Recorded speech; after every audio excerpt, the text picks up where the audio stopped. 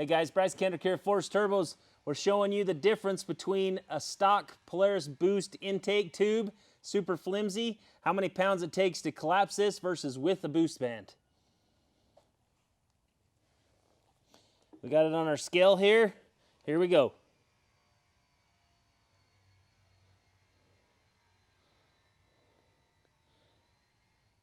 Roughly about 7.5, 8 pounds of pressure to collapse that. Okay, now let's do the same test with the boost band installed. Got it on the scale here. Let me push her down.